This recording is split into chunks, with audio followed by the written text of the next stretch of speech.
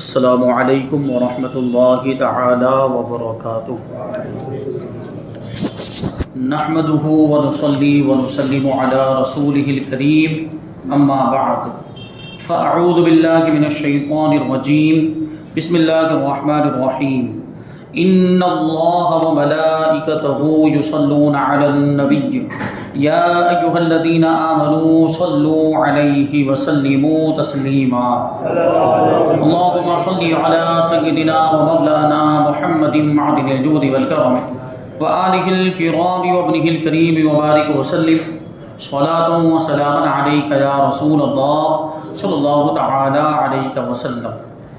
عزیزان ملت اسلامیہ، اللہ تبارک و تعالی کی بارگاہ میں حضور پاک صلی اللہ علیہ وسلم کا وسیلہ پیش کرنے کا بیان جاری ہے۔ اس سے پہلے والے درس میں آپ نے حضور پاک صلی اللہ علیہ وسلم کی ولادت سے پہلے توسل، حضور پاک صلی اللہ علیہ وسلم کے ظاہری طور پر دنیا میں تشریف لانے سے پہلے آپ کو اللہ کی بارگاہ میں وسیلہ بنانے کا بیان سماعت کیا۔ اب ظاہری حیات اقدس میں توسل، یعنی حضور پاک صلی اللہ علیہ وسلم کی ظاہری حیات میں، ظاہری زندگی میں بھی صحابہ کرام آپ کو وسیلے کے طور پر اللہ کی بارگاہ میں پیش کرتے تھے، آپ کے وسیلے سے دعائیں کرتے تھے اور ان کی دعائیں قبول بھی ہوتی تھی۔ تو فرماتے ہیں کہ حضرات صحابہ کرام آپ کی مقدس مجلسوں میں حاضر ہو کر جس طرح اپنی دین و دنیا کی تمام حاجتیں طلب فرماتے تھے، اسی طرح اپنی دعاؤں میں آپ کو وسیلہ بھی بنایا کرتے تھے۔ بلکہ خود حضور صلی اللہ علیہ وسلم نے بعض صحابہ کرام کو یہ تعلیم دی کہ وہ اپنی دعاؤں میں رسول پاک صلی اللہ علیہ وسلم کی مقدس ذات کو خداوند تعالیٰ کے دربار میں وسیلہ بنائیں۔ چنانچہ معجزات کے ذکر میں آپ نے ایک نابینا صحابی کے بارے میں یہ حدیث پاک سنی کہ ایک نابینا صحابی حضور پاک صلی اللہ علیہ وسلم کی بارگاہ میں حاضر ہوئے اور عرض کیا کہ آپ اللہ تبارک و تعالیٰ سے دعا کر دیں کہ وہ مجھے عافیت بخش دے، یعنی میری آنکھیں اچھی ہو جائیں، میری روشنی واپس آ جائے۔ آپ نے فرمایا کہ اگر تو چاہے تو میں دعا کر دیتا ہوں، اور اگر تو چاہے تو صبر کر، اور صبر تیرے حق میں اچھا ہے۔ لیکن اس نے اصرار کیا، اس نے کہا کہ آپ دعا ہی فرما دیجیے۔ جب اس نے دعا کے لیے اصرار کیا تو آپ صلی اللہ علیہ وسلم نے ان صحابی کو حکم دیا کہ تم اچھی طرح وضو کر کے یوں دعا کرو، اللہم انی اسألک و اتوجہ الیک بنبیک محمد نبی الرحمہ یا محمد انی توجہت بک الی ربی فی حاجتی ہذہ لتقضی لی اللہم فشفعہ فیہ۔ تو یہ دعا ہم بھی یاد کر لیں، اور ہمیں بھی کبھی کوئی حاجت پیش آئے تو یہ دعا اللہ تبارک و تعالیٰ کی بارگاہ میں کریں۔ اس میں حضور پاک صلی اللہ علیہ وسلم کا وسیلہ ہے، اور یہ دعا جب ہم کریں گے تو انشاءاللہ تبارک و تعالیٰ ہماری حاجت پوری ہو جائے گی۔ اس کا ترجمہ ہے کہ یا اللہ، میں تیری بارگاہ میں سوال کرتا ہوں اور تیرے نبی رحمت کا وسیلہ پیش کرتا ہوں۔ یا رسول اللہ صلی اللہ تعالیٰ علیہ وسلم، میں نے اپنے پروردگار کی بارگاہ میں آپ کا وسیلہ پیش کیا ہے اپنی اس ضرورت میں، تاکہ میری ضرورت پوری ہو جائے۔ یا اللہ، تو میرے حق میں حضور کی شفاعت کو قبول فرما۔ تو اس حدیث کو امام ترمذی اور نسائی نے بھی روایت کیا، اور امام بہقی اور طبرانی نے بھی اس حدیث کو روایت کیا، اور ساتھ میں امام بہقی نے اتنا اور زیادہ ارشاد فرمایا کہ اس نابینا نے اس پر عمل کیا، وضو کرنے کے بعد یہ دعا کی تو کہتے ہیں کہ اس کی آنکھوں کی روشنی واپس آ گئی۔ حضور پاک صلی اللہ علیہ وسلم کے وسیلے سے دعا کرنے کی برکت سے اللہ تبارک و تعالیٰ نے اس کے اندھے پن کو دور کر دیا، اور وہ نابینا تھے تو بینا ہو گئے۔ تو یہ حضور کا وسیلہ۔ حضرت علی کرم اللہ وجہہ الکریم کی والدہ ماجدہ حضرت فاطمہ بنت اسد رضی اللہ تعالی عنہا کا جب انتقال ہوا اور ان کی قبر تیار ہو گئی تو خود حضور اکرم صلی اللہ علیہ وسلم نے اپنے دستے مبارک سے ان کی قبر کی لحد کھودی۔ لحد کا مطلب کیا ہوتا ہے؟ وہ صندوقی قبر نہیں، لحد الگ ہے اور صندوقی قبر الگ۔ لحد کا مطلب یہ ہوتا ہے کہ پہلے سیدھا گڈھا کھودا جائے، پھر تھوڑا نیچے جانے کے بعد، گہرائی میں جانے کے بعد قبلے کی طرف اندر کی جانب ایک گڈھا کھودا جائے اور اس میں مردے کو رکھ کر ادھر سے یہ والے سیدھے گڈھے کو بند کر دیا جائے، تو یہ لحد والی قبر ہوتی۔ اور عام طور پر مکہ مکرمہ، مدینہ منورہ، حرمین شریفین میں اور حضور کے زمانے میں ایسی ہی قبریں کھودی جاتی تھی۔ تو حضور نے ان کی قبر خود کھودی، پھر اس قبر میں لیٹ کر آپ نے یہ دعا فرمائی، یعنی برکت کے لیے خود حضور پاک صلی اللہ علیہ وسلم اس قبر میں لیٹ گئے اور یہ دعا کی، یا اللہ میری ماں یعنی میری چچی، کیونکہ چچی کو بھی ماں کہہ دیا جاتا ہے، فاطمہ بنت اسد کو بخش دے اور اس پر اس کی قبر کو کشادہ فرما دے، اپنے نبی کے وسیلے سے اور ان نبیوں کے وسیلے سے جو مجھ سے پہلے ہوئے ہیں، کیونکہ تو ارحم الراحمین ہے، سب سے زیادہ رحم فرمانے والا ہے۔ تو اس میں بھی وسیلے کا ذکر ہے، میرے وسیلے سے اور مجھ سے پہلے انبیاء کرام کے وسیلے سے خود حضور پاک صلی اللہ علیہ وسلم نے یہ الفاظ ارشاد فرمائے۔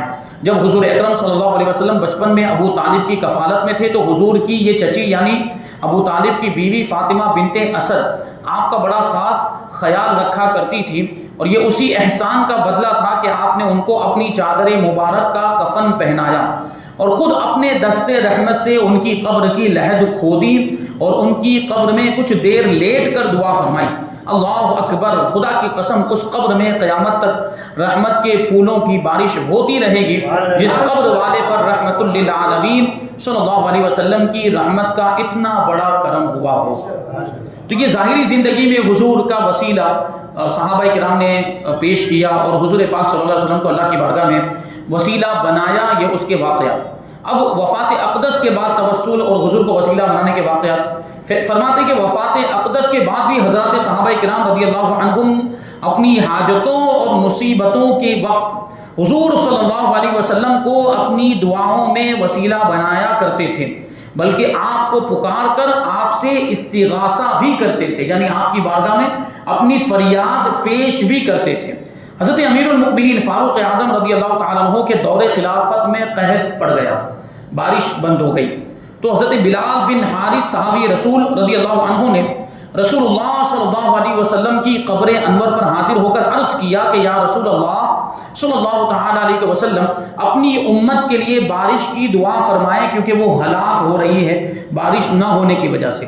تو رسول اللہ صلی اللہ علیہ وسلم نے خواب میں ان سے ارشاد فرمایا کہ تم حضرت عمر کے پاس جا کر میرا سلام کہو اور بشارت دے دو کہ بارش ہوگی، اور یہ بھی کہہ دو کہ وہ نرمی اختیار کریں، کیونکہ حضرت فاروق اعظم رضی اللہ تعالیٰ عنہ کے مزاج میں کچھ سختی تھی، تو ارشاد فرمایا کہ وہ نرمی اختیار کریں۔ اس شخص نے بارگاہ خلافت میں حاضر ہو کر یہ پوری بات بیان کر دی۔ حضرت عمر رضی اللہ تعالیٰ عنہ یہ سن کر رونے لگ گئے اور پھر کہا کہ اے رب میں کوتاہی نہیں کرتا مگر اسی چیز میں کہ جس میں میں عاجز ہوں۔ تو یہاں دیکھیں حضور کے وسیلے، حضور کی بارگاہ میں ڈائریکٹ اپنی فریاد پیش کی اور حضور پاک صلی اللہ علیہ وسلم کی بارگاہ میں اپنی حاجت پیش کی کہ مسلمانوں کے لیے بارش کی دعا فرمائے، تو حضور نے ان کو بشارت بھی عطا فرمائی خواب میں کہ بارش ہوگی۔ امیر المؤمنین حضرت فاروق اعظم رضی اللہ تعالیٰ عنہ نے حضرت عبداللہ ابن قرط رضی اللہ تعالیٰ عنہ کے ہاتھ اپنا خط امیر لشکر حضرت ابو عبیدہ ابن جراح رضی اللہ تعالیٰ عنہ کے نام مقام یرموک میں بھیجا اور سلامتی کی دعا مانگی۔ حضرت عبداللہ ابن قرط رضی اللہ تعالیٰ عنہ جب مسجد نبوی سے باہر آئے تو ان کو خیال آیا کہ مجھ سے بڑی غلطی ہوئی کہ میں نے روضہ اقدس پر سلام عرض نہیں کیا، مجھے پہلے حضور کی بارگاہ میں سلام پیش کرنا چاہیے تھا، پھر سفر پر روانہ ہونا چاہیے تھا۔ چنانچہ وہ واپس لوٹ کر حضور پاک صلی اللہ علیہ وسلم کی قبر مبارک پر حاضر ہوئے۔ جب قبر انور کے پاس پہنچے تو وہاں حضرت عائشہ، حضرت عباس، حضرت علی، حضرت امام حسن اور حضرت امام حسین رضی اللہ تعالیٰ عنہم کو حاضر دیکھا کہ وہ سب بھی حضور کی بارگاہ میں موجود ہیں۔ حضرت عبداللہ ابن قرط رضی اللہ تعالیٰ عنہ نے ان حضرات سے جنگ یرموک میں اسلام کی فتح کے لیے دعا کی درخواست کی، تو حضرت علی اور حضرت عباس رضی اللہ تعالیٰ عنہما نے ہاتھ اٹھا کر یوں دعا مانگی، یا اللہ ہم اس نبی مصطفیٰ اور رسول مجتبی کہ جن کے وسیلے سے حضرت آدم علیہ السلام کی دعا قبول ہو گئی تھی اور خدا نے ان کو معاف فرما دیا تھا، انہی کے وسیلے سے ہم دعا کرتے ہیں کہ تو حضرت عبداللہ ابن قرط پر ان کا راستہ آسان کر دے اور دور کو نزدیک کر دے اور اپنے نبی کے صحابہ کی مدد فرما کر ان کو فتح عطا فرما دے۔ اس کے بعد حضرت علی رضی اللہ تعالیٰ عنہ نے حضرت عبداللہ ابن قرط رضی اللہ تعالیٰ عنہ سے فرمایا کہ اب آپ جائیے، اللہ تبارک و تعالیٰ حضرت عمر، حضرت عباس، حضرت علی، حضرت حسن، حضرت حسین اور ازواج نبی رضی اللہ عنہم کی دعا کو رد نہیں فرمائے گا۔ جبکہ ان لوگوں نے اس کی بارگاہ میں اس نبی کا وسیلہ پکڑا ہے جو اکرم الخلق ہے. یعنی یہ سارے حضرات بڑے بڑے صحابہ کرام، جلیل القدر صحابہ کرام ہیں، اور صحابیات حضرت بی بی عائشہ صدیقہ رضی اللہ تعالیٰ عنہا بھی اس میں شامل. انہوں نے حضور کا وسیلہ اللہ کی بارگاہ میں پیش کیا تھا، اور فرماتے ہیں ایسے کا وسیلہ انہوں نے پکڑا ہے جو اکرم الخلق ہے، یعنی ساری مخلوقات میں سب سے بڑے مرتبے والے ہیں. حضرت انس رضی اللہ تعالیٰ عنہ کا بیان ہے کہ امیر المؤمنین حضرت عمر رضی اللہ تعالیٰ عنہ جب ان کے دور خلافت میں قحط پڑ جاتا تھا تو وہ بارش کے لیے اس طرح دعا مانگا کرتے تھے کہ یا اللہ، ہم تیرے نبی کو وسیلہ بنا کر دعا مانگا کرتے تھے تو اس وقت تو ہم کو بارش عطا فرما دیا کرتا تھا. اب ہم تیرے دربار میں تیرے نبی کے چچا حضرت عباس کو وسیلہ بنا کر دعا کرتے ہیں، لہٰذا تم ہم کو بارش عطا فرما. اور بارش ہوتی بھی تھی. الغرض صحابہ کرام رضوان اللہ علیہم اجمعین کے بعد تابعین اور طبع تابعین اور دوسرے سلف صالحین بزرگان دین نے ہمیشہ حضور رحمت عالم صلی اللہ علیہ وسلم کی ذات اقدس سے توسل اور استغاثہ کا سلسلہ جاری رکھا، اور بحمدہ تعالی اہل سنت و جماعت میں آج تک یہ سلسلہ جاری ہے اور انشاءاللہ قیامت تک جاری رہے گا. اس سلسلے میں سینکڑوں ایمان افروز واقعات ہیں، اور اگر اس کو بیان کیا جائے تو کتاب طویل ہو جائے، اس لیے ان میں سے صرف چند واقعات یہاں پر بیان کرتے ہیں. مشہور حافظ الحدیث، مشہور محدث حضرت محمد ابن منقدر کا بیان ہے کہ ایک شخص نے میرے والد کے پاس 80 دینار بطور امانت رکھے، اور یہ کہہ کر جہاد میں چلا گیا کہ میری واپسی تک اگر تمہیں اس کی ضرورت پڑے تو خود خرچ کر لینا. والد صاحب نے قحط سالی میں یہ رقم خرچ کر ڈالی. وہ خرچ کرنے کی اجازت دی تھی، اس کا یہ مطلب نہیں تھا کہ وہ دینار ان کے ہو گئے. وہ دینار جس نے دیے تھے اس کا یہ مطلب تھا کہ آپ خرچ کر سکتے ہیں، لیکن جب میں واپس آؤں تو مجھے یہ دینار واپس کر دینا. تو جب وہ واپس آیا رقم خرچ کر رہا، تو جہاد سے واپس آنے کے بعد اس شخص نے اپنی رقم کا مطالبہ کیا کہ میری رقم مجھے واپس دو، میرے دینار واپس دو. تو حضرت محمد ابن منقدر کہتے کہ میرے والد صاحب نے اس سے وعدہ کر لیا کہ کل آنا تو میں تمہارے دینار تم کو دے دوں گا. اور اب ادھر ایک طرف آپ سوچیں کہ وہ سارے دینار تو وہ خرچ کر چکے ہیں، ان کے پاس کچھ بھی موجود نہیں تھا جو اسے واپس کرتے، لیکن وعدہ کر لیا کہ کل آنا تو تمہارے دینار دے دوں گا. اب کیا ہوا دیکھیں، ایسے موقع پر عاشقوں کا کیا طریقہ ہوتا ہے. فرماتے کہ رات مسجد نبوی میں گزاری، پوری رات حضور کے روضہ اقدس کے قریب میں، کبھی قبر انور سے لپٹ جاتے، کبھی منبر اطہر سے چمٹ جاتے، اور اسی حال میں صبح کر دی. ابھی کچھ اندھیرا ہی تھا کہ اچانک ایک شخص نمودار ہوا، اور وہ یہ کہہ رہا تھا کہ اے ابو محمد یہ لو. والد نے ہاتھ بڑھایا تو کیا دیکھتے ہیں کہ وہ ایک تھیلی ہے جس میں 80 دینار موجود ہیں، اور صبح کو والد نے وہی دینار اس شخص کو دے دیے. کیونکہ حضور پاک صلی اللہ علیہ وسلم کی بارگاہ میں استغاثہ انہوں نے کیا تھا، اور حضور پاک صلی اللہ علیہ وسلم نے پھر اس طریقے سے ان کی مدد فرمائی کہ ایک غیب سے کوئی شخص نمودار ہوا اور وہ تھیلی دے کر گیا جس تھیلی میں 80 دینار موجود تھے، اور پھر انہوں نے وہ امانت ادا کر دی.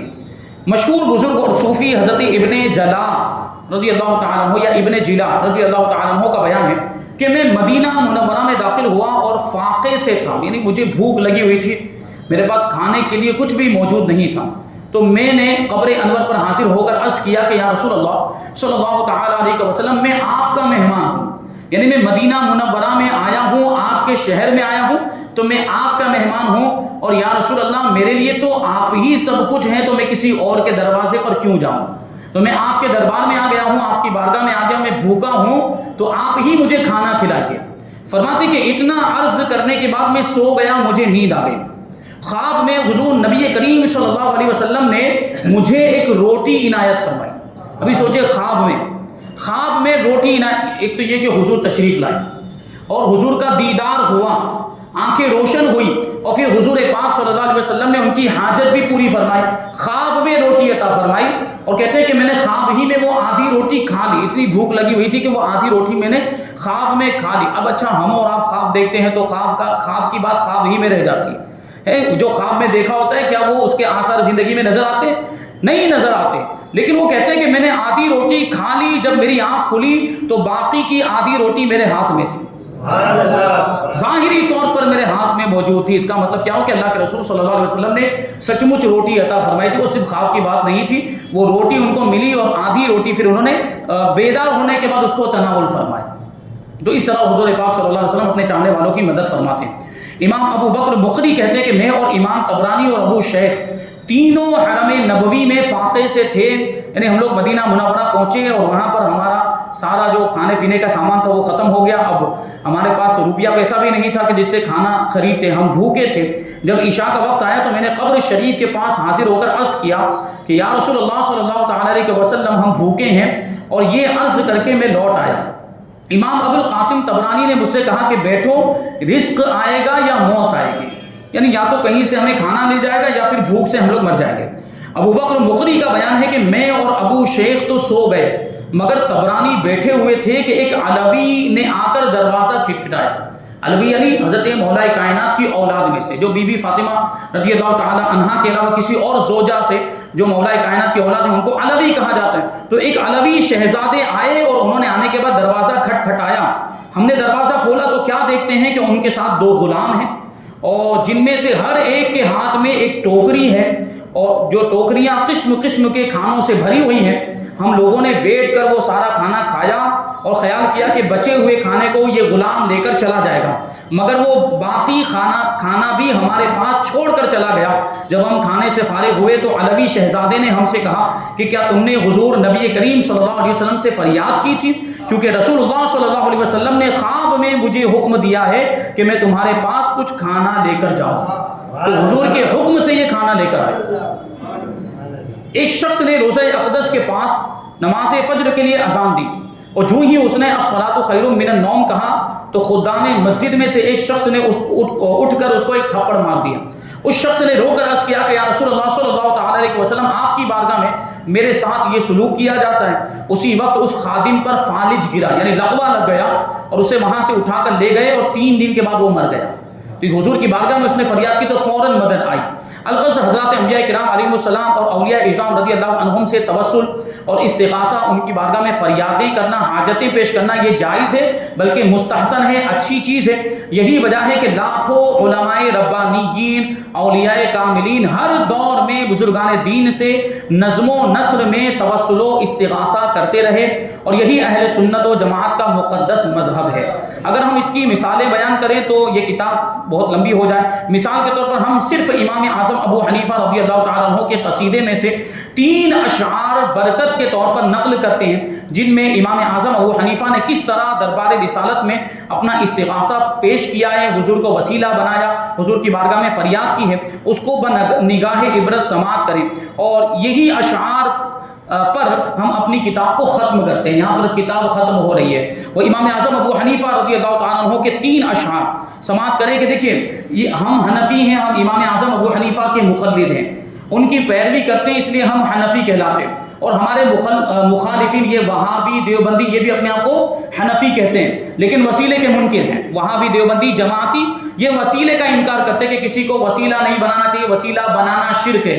یہ اس طرح کی باتیں ان کی کتابوں کے اندر لکھی ہوئی ہیں. یہ حنفی کہلاتے ہیں, جبکہ وہ امام اعظم کو یہ بھی اپنا امام مانتے ہیں, امام اعظم ابو حنیفہ کو یہ بھی اپنا امام مانتے ہیں, اور ان کی تقلید کرنے کا دعویٰ کرتے ہیں. لیکن یہ اس دعوے میں جھوٹے ہیں, کیونکہ اگر امام اعظم کو اپنا امام مانتے ہوتے تو وسیلے کے منکر نہ ہوتے, وسیلے کا انکار نہ کرتے, کیونکہ امام اعظم تو خود حضور کو پکار رہے ہیں, اور امام اعظم خود حضور کی بارگاہ میں توسل کر رہے ہیں, اور حضور کی بارگاہ میں استغاثہ کر رہے ہیں. یہ اشعار کی شکل میں آپ سماعت کریں کہ دیکھیں یہ اپنے امام کے کیسے غدار ہیں. کہتے ہیں امام اعظم ابو حنیفہ حضور کی بارگاہ میں حاضر ہو کر عرض کرتے ہیں, یا سید السادات جئتک قاصدا ارجو رضاک واحتمی بحماک انت الذی لولاک ما خلق امرؤ کلا ولا خلق الورى لولاک انا طامع بالجود منک ولم یکن لابی حنیفہ فی الانعام سواک. اے سید السادات یعنی اے سرداروں کے بھی سردار, میں آپ کے پاس قصد کر کے آیا ہوں, آپ کی بارگاہ میں, یہ آپ کی بارگاہ میں حاضر ہونے کے ارادے سے ہی آیا ہوں. اب یہاں پہ غور کرنے کی ضرورت ہے کہ ہم کیا کہتے ہیں, یا رسول اللہ کہہ کر پکارتے ہیں, تو اس پر بھی فتوے لگائے جاتے ہیں کہ یا رسول اللہ کہنا شرک ہے, یہ جائز نہیں ہے, یا کے ذریعے کسی کو نہیں پکارنا چاہیے. ہمارے امام پکار رہے ہیں, یا سید السادات کہہ کر پکار رہے ہیں امام اعظم ابو حنیفہ رضی اللہ تعالیٰ, ان پر فتویٰ لگاؤ شرک کا, ہمت ہو تو کسی کے اندر ہمت نہیں ہوگی یہ امام اعظم پر فتویٰ لگانے کی۔ امام اعظم بھی تو یا سید السادات کہہ کر پکار رہے ہیں، اے سرداروں کے بھی سردار، میں آپ کی بارگاہ میں حاضر ہونے کے قصد سے آیا ہوں، میں آپ کی خوشنودی کا امیدوار ہوں اور آپ کی پناہ گاہ میں پناہ لینے والا ہوں۔ آپ کی وہ ذات ہے کہ اگر آپ نہ ہوتے تو کوئی آدمی پیدا ہی نہ ہوتا اور نہ کوئی مخلوق عالم وجود میں آتی۔ میں آپ کے جود و کرم کا امیدوار ہوں، آپ کے سوا تمام مخلوق میں ابو حنیفہ کا کوئی سہارا نہیں ہے۔ اب بتائیے کہ حضور کی بارگاہ میں استغاثہ کرنا ہے کہ نہیں؟ حضور کی بارگاہ میں اپنی فریاد رکھنا، اپنی حاجت رکھنا ہوا کہ نہیں ہوا؟ اگر یہ شرک ہوتا تو اتنا بڑا امام ایسا کبھی نہ کرتا۔ اور امام اعظم ابو حنیفہ نے یہ اشعار حضور کی بارگاہ میں کہا، اس کا مطلب ہے کہ توسل جائز ہے، استغاثہ جائز ہے، اپنی حاجتوں کو حضور کی بارگاہ میں اور اللہ کے محبوب بندوں کی بارگاہ میں رکھنا جائز ہے۔ یہاں پر الحمدللہ یہ کتاب ختم ہوئی۔ وآخر دعوانا ان الحمدللہ رب العالمین واکرم الصلاۃ وافضل السلام علی سید المرسلین وآلہ الطیبین واصحابہ المکرمین وعلی اہل طاعتہ اجمعین برحمتہ وهو ارحم الراحمین آمین یا رب العالمین۔ الحمدللہ ہماری یہاں پر یہ کتاب مکمل ہوتی ہے تو یہیں پر یہ سیرت کے درس کا بھی سلسلہ وقتی طور پر اختتام پذیر ہوتا ہے۔ انشاءاللہ آئندہ ہفتے سے ہم درس حدیث کی شروعات کریں گے۔ یعنی قرآن پاک کا درس تو ہو ہی رہا ہے، تفسیر تو ہماری کافی وقت سے جاری ہے، تو ہمارے لیے بنیادی دو چیزیں ہیں، قرآن ہے، دوسری حدیث ہے۔ تو حدیث پاک کا بھی درس، کیونکہ سیرت مصطفیٰ پہلے اس وجہ سے اس کی اہمیت کو سمجھا گیا کہ پہلے تو حضور کے حالات کو جان لے، پھر ان کی جو حدیثیں ہیں ان کو ہم پھر سنیں اور ان کی تشریح وغیرہ اور اللہ کے رسول صلی اللہ علیہ وسلم کے ارشادات سنیں، تاکہ ہم اپنی زندگی میں اس کو سننے کے بعد کچھ تبدیلی لا سکیں، اس پر عمل کریں تو ہمیں دنیا میں بھی کامیابی مل جائے اور آخرت میں تو پھر کامیابی ہے ہی ہے۔ تو انشاءاللہ آئندہ ہفتے سے ہر جمعرات کو یہی وقت ظہر کی نماز کے بعد ہر پیر کے دن، جمعرات کو تو تفسیر ہوتی ہے، ہر پیر کے دن انشاءاللہ تبارک و تعالی حدیث پاک کا درس ہوگا۔ تو اسی اعتبار سے آپ تشریف لائیں، اپنے وقت میں سے، اپنی مصروفیات میں سے وقت نکال کر ضرور حاضر ہوں۔ بڑی قیمتی باتیں، اور ظاہر سی بات حدیث پاک، حضور پاک صلی اللہ علیہ وسلم کی حدیثیں، قرآن مجید کے بعد اگر کسی چیز کا سب سے بڑا مرتبہ ہے تو وہ حدیثوں کا مرتبہ ہے۔ حضور پاک صلی اللہ علیہ وسلم کے ارشادات ہمارے لیے مشعل راہ ہیں، ہمارے لیے رہنما ہیں، تو وہ جاننا، ان کو سننا اور ان پر عمل کرنا ہمارے لیے نہایت ہی ضروری ہے۔ تو یہاں پر الحمدللہ ہماری یہ کتاب مکمل ہوئی۔ اللہ تبارک و تعالیٰ کی بارگاہ میں دعا ہے کہ جو کچھ بھی بیان ہوا اب تک، شروع سے لے کر ابھی جب کتاب کے اختتام تک، اللہ تبارک و تعالیٰ ہم کو اس پر، ان ساری چیزوں پر عمل کرنے کی توفیق عطا فرمائے۔ حضور پاک صلی اللہ علیہ وسلم کی سیرت طیبہ، آپ کی مقدس زندگی، آپ کی سنتوں پر، آپ کی عادتوں پر، آپ کے پیارے طریقوں پر ہم سب کو عمل کرنے کی توفیق عطا فرمائے، اور حضور پاک صلی اللہ علیہ وسلم کی سچی پکی محبت ہم سب کے دلوں میں پیدا فرمائے۔ وما علینا الا البلاغ۔